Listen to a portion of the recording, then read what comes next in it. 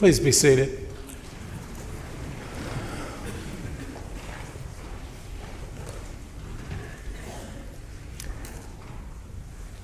So we're going to spend a few minutes with the book of Acts. We started out the year in the Gospel of Luke, and then we have been several times in the book of Acts thinking together about the earliest church. And today, once again, Paul and his missionary journeys are a focus.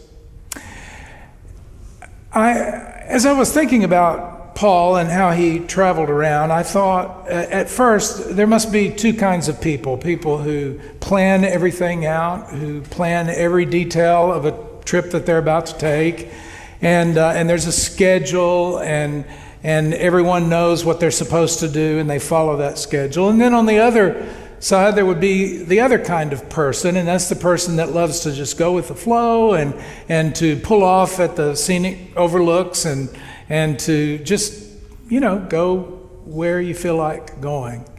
But I don't know that it's two different kind of people. As I think about it, maybe there's kind of a spectrum there.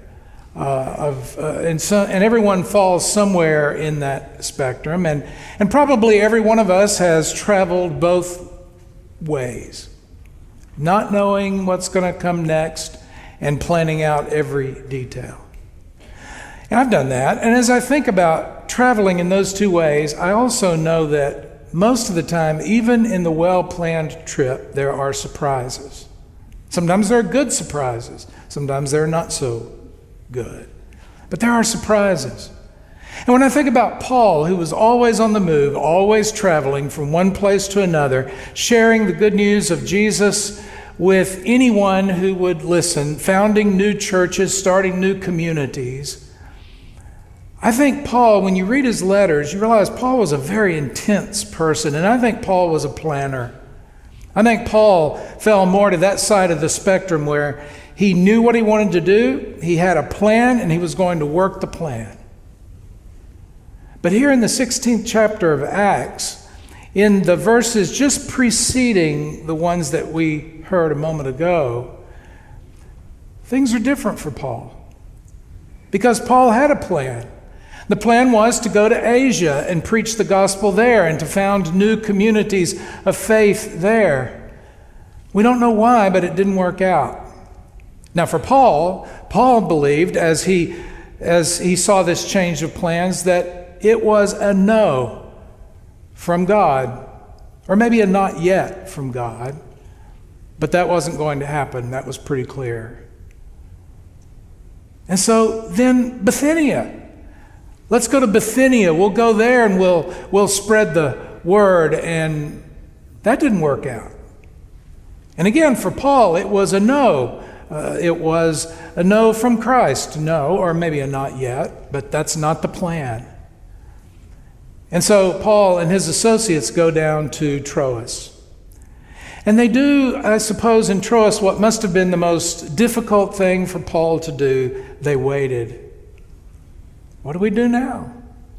I mean, by all appearances, it seemed like they were just going in circles, trying one thing, it doesn't work, trying another thing, it doesn't work. What do we do now? And they waited. It was in that period that Paul had a vision, a dream, during the night. And in that dream, a man of Macedonia came and stood before Paul and said, "Come over to Macedonia and help us." That was the word that Paul was waiting for. It was the insight that Paul was waiting for. It came to him in a dream, and his associates shared that dream and understood that was the call of God, and they agreed and they went. It says immediately, as a matter of fact, they set sail and they made their way to Philippi in Macedonia. Philippi being a major city in Macedonia, a Roman colony.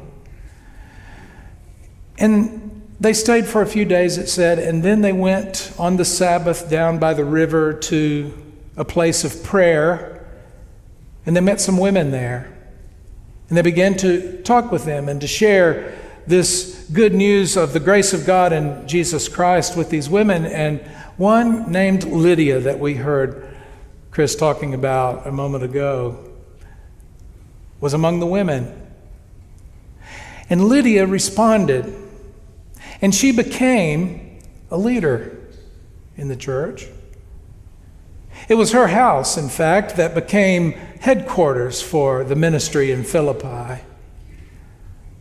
She pressed Paul and his associates to come and to stay with her in her home after she and all of her household were baptized and became followers of Jesus. Lydia was a wealthy person. We know that because she dealt in purple cloth.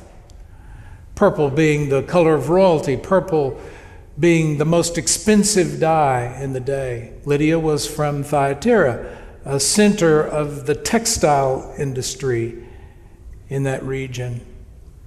She was successful, a businesswoman. She was a leader. She led her household, obviously. They were all baptized and became a part of the faith. No mention of a husband. It's really kind of unusual, isn't it, in that culture, in that day and time, that Lydia is this successful businesswoman. She has a household, meaning servants, and she has a home big enough to welcome these missionaries into her home and for it to become the center of the Philippian church. Lydia, who steps up and offers generous hospitality and responds, just reminds us that even in that culture, the church was countercultural in many ways. Jesus had among his followers women who were the first to experience the resurrection, who were the first to tell the good news of the resurrected Christ. Women who Paul greeted in the last chapter of Romans when Paul is greeting people that he knows in Rome who are leaders of the church. 6 of them are women that he greets by name. And one of them is named Junia, and Paul calls her an apostle of the Lord.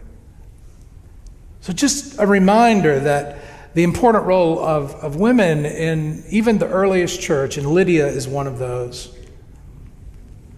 Paul makes his way to Macedonia because he had a vision, because he was open to the Lord's leading. And it's that I want us to think about this morning. What can we learn from Paul and from Lydia? Because both of them, in their own way, were open to receiving what God had for them. The message of the good news of Jesus Christ for Lydia, and for Paul, this leading of God of where to go and what to do, and the willingness to be led in a way that he had not planned initially. See, one thing about Paul is Paul was always praying, which meant for Paul not talking all the time, but doing a great deal of listening. Pray constantly, Paul said. That doesn't mean talk constantly. It means somehow to live life constantly aware of the needs of people around you, constantly aware of those voices that might say, come over and help us, constantly aware of where God would lead you in your life so that when the wind of the Spirit blows, your sails are set, ready to be guided by the Spirit. That's a great image of the journey of faith, is the image of sailing.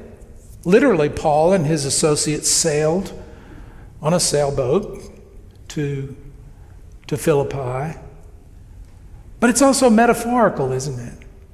Wind, spirit, breath, all the same word in Greek and in Hebrew.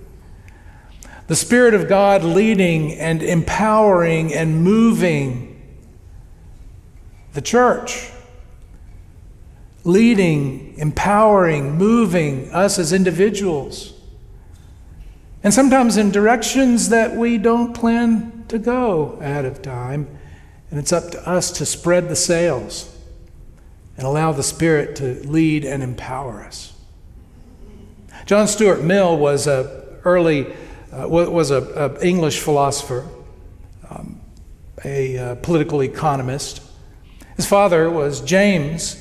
And James was an economist, a philosopher, also a historian. And James Mill saw in his son a great intellect. And he wanted to wanted to feed that intellect. He wanted him to have the best education that he could. And so he ensured that he studied all of the different topics, that he studied all of the different disciplines, except for religion. See, James Mill thought that religion was a waste of time and a waste of his son's intellect. And so as he helped mold and shape his son's brilliant mind, he did nothing to feed his soul and to ensure that he had that part of his life fed. And so when John Stuart Mill grew up, he would say that his soul was starved. He would also say that he was like a well-equipped ship with no sails. You hear that image? A well-equipped ship with no sails, no way to hoist sails to catch the wind of the Spirit. He felt like he had to catch up in adulthood to try to find that faith, to find that life of the Spirit of which he had been deprived as a child growing up. A ship with sails set to catch the wind of the Spirit. What an image that is for our lives. What we learn from Paul is the sails were always up, waiting for the wind of the Spirit to blow. And he was ready, and he went where the Spirit led. So the challenging question for you and for me is, what about us? Are our sails set to go where the Spirit leads us? Often out of the safety of the harbor into the open sea. It's an arresting image.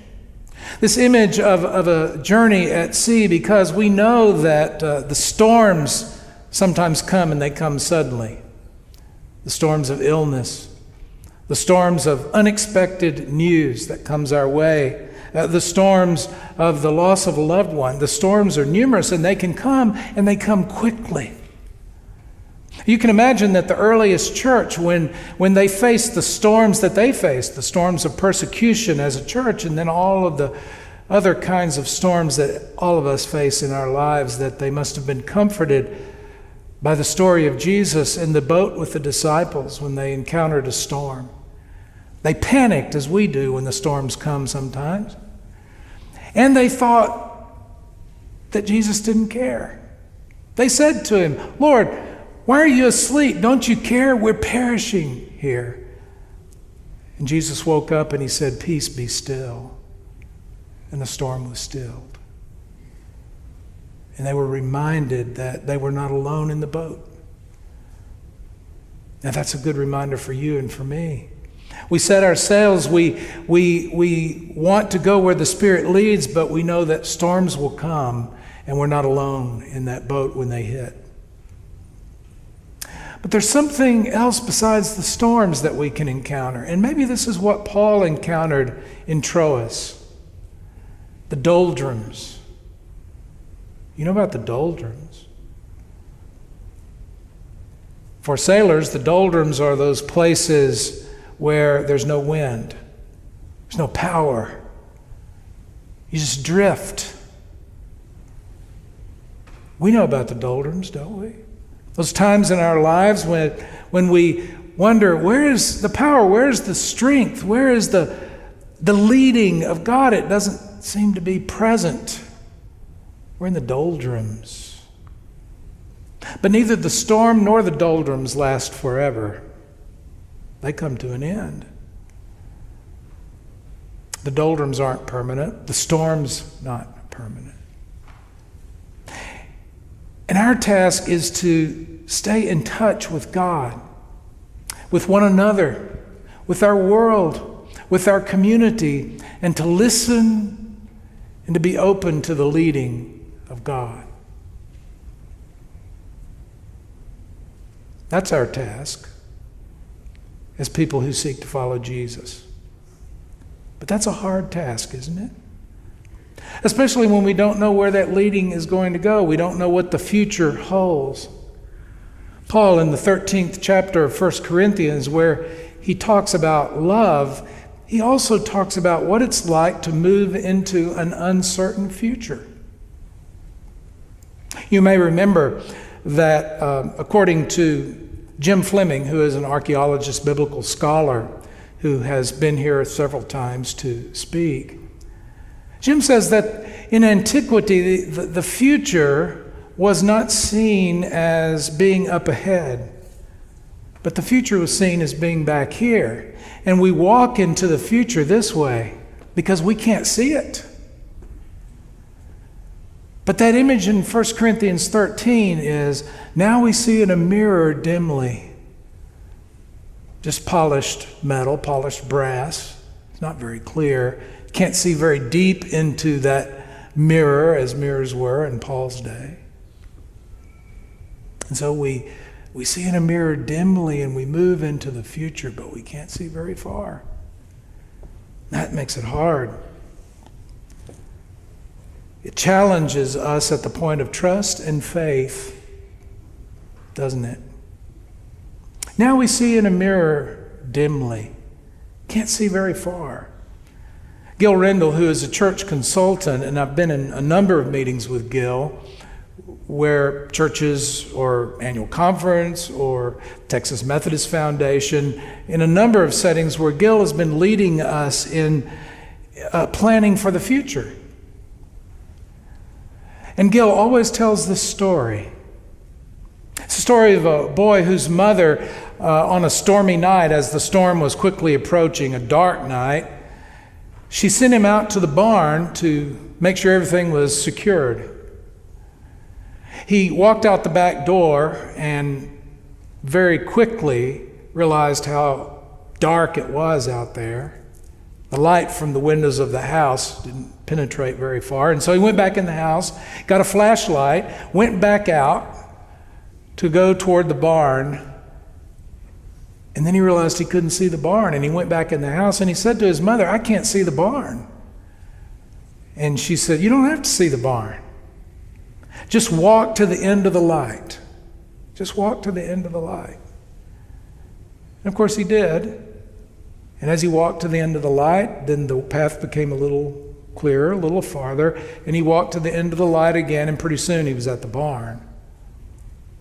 Walk to the end of the light. That's about all that we can hope to do, is to live this day, to walk this far, to follow God's leading to this point, and then more of God's leading will reveal itself. I want to close my time with a prayer that is familiar to everyone, but not the whole prayer. We usually don't say the whole prayer. It's the Serenity Prayer, it's generally called. It was written by theologian Reinhold Niebuhr. But we only say the first part of it generally. We don't finish the prayer. We just have that first verse of it. I want to pray the whole prayer, and I invite you, as I read these words, to make this prayer your own this morning. Let's pray. God, grant me the serenity to accept the things I cannot change, courage to change the things I can, and wisdom to know the difference. Living one day at a time, enjoying one moment at a time, accepting hardship as the pathway to peace, taking as he did this sinful world as it is, not as I would have it, trusting that he will make all things right if I surrender to his will, that I may be reasonably happy in this life and supremely happy with him forever in the next. Amen.